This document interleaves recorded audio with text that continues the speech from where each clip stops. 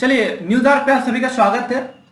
थोड़ा लंबा होने वाला वीडियो, इसलिए ज्यादा टाइम वेस्ट नहीं करते हैं और पहले ही बोल रहा हूँ सब्सक्राइब कर दो जो जो वीडियो देख रहा है, क्योंकि 1000 सब्सक्राइबर जल्दी जल्दी लाना है, फिर और वीडियोस आएंगे और अच्छे अच्छे। वादा किया था सपोज दैट इज, जब न्यूज आर्क में ये चैनल चेंज हुआ था कि वीडियोस रोज आएंगे। इतने इंफॉर्मेटिव वीडियोस रोज आ भी रहे हैं। तो राम मंदिर के बारे में पूरा इतिहास जानने वाले हैं आज हम। और अयोध्या में राम मंदिर बनने और अंतिम बार तक तोड़े जाने का इतिहास काफी लोगों को पूरा नहीं पता है। कहा जाता है ना कि इतिहासकार ने कहा कि कौशल प्रदेश की राजधानी अवध हुआ करती थी, उसको अयोध्या और बौद्ध काल में साकेत कहा जाता था। अयोध्या जो थी वो मंदिरों का शहर था, लेकिन अयोध्या में ही जैन धर्म, बुद्ध धर्म और हिंदू धर्म के और मंदिर भी पाए जाते थे। जैन मत के अनुसार यहाँ आदिनाथ सहित 5 तीर्थकरों का जन्म भी हुआ था। बौद्ध मत के अनुसार भगवान बुद्ध ने कुछ विहार भी किया था। अयोध्या को बेसिकली भगवान श्री राम के जहां जन्म हुआ था वो स्थान माना जाता है।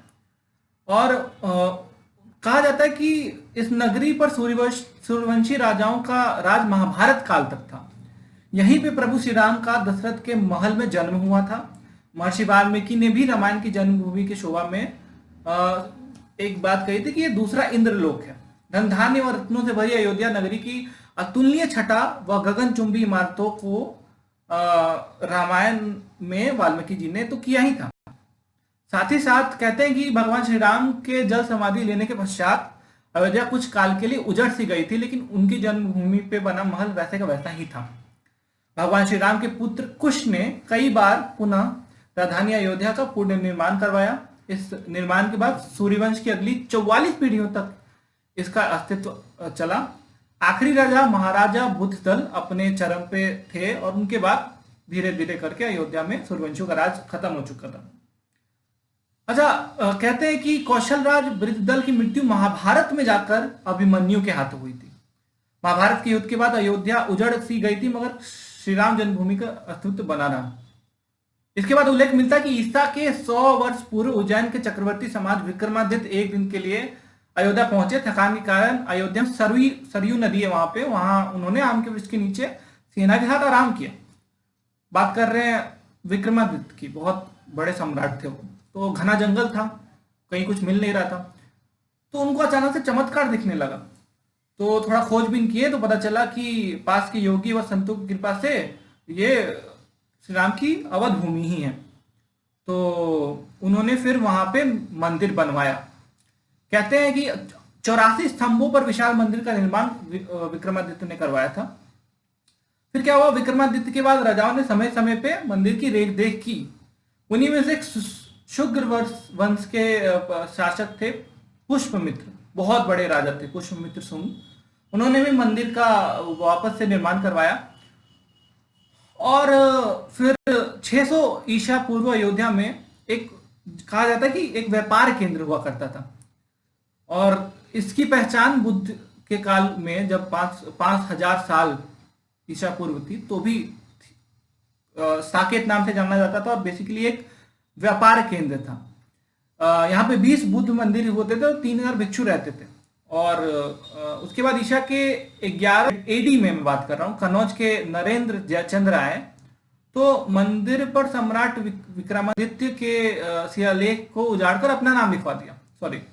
उन्होंने क्या किया कि जब 1100 एडी यानी 12वीं शताब्दी का समय था, तो उन्होंने क्या किया ना कि जो भी मंदिर बनवाया था विक्रमादित्य जी ने, तो उन्होंने अपना नाम उस पर लिखवा दिया। तो धीरे धीरे और भी राजा आते गए, सबने पुनः निर्माण करवाया। अब विभिन्न आक्रमणों के बावजूद कई बार हुआ ना कि काशी मथुरा पे आक्रमण होते रहते थे, पुजारियों की हत्या होती रहती थी, लेकिन 14वीं सदी तक अयोध्या के राम मंदिर को तोड़ नहीं पाए थे। विभिन्न आक्रमणों के बावजूद तोड़ तो नहीं पाए थे, बट 14वीं सदी में क्या हुआ, जब सिकंदर लोदी का शासनकाल था, 14वीं सदी के बाद तो मुगलों का शासन आ गया था, तो सिकंदर लोदी ने नष्ट कर दिया उसे। अभियान चलाया। 1527 की बात करें तो इस भव्य मंदिर को तोड़ दिया गया। 1527 में बाबर का राज था और सिकंदर लोदी प्रयास करता आ रहा था 14वीं शताब्दी से, कुछ कुछ उसने भी बर्बाद किया था और 1527 में पूरी तरीके से इसे तोड़ दिया गया था। और तोड़ा था बाबर ने, और उसकी जगह बाबरी मस्जिद का ढांचा खड़ा किया। कहते हैं मुगल साम्राज्य के संस्थापक बाबर ने एक सेनापति ने बिहार अभियान के समय अयोध्या में श्री राम के जन्म स्थान पर स्थित प्राचीन और भव्य मंदिर को तोड़कर एक मस्जिद बनाई थी, जो कि 1992 यानी 1992 तक विद्यमान रही थी।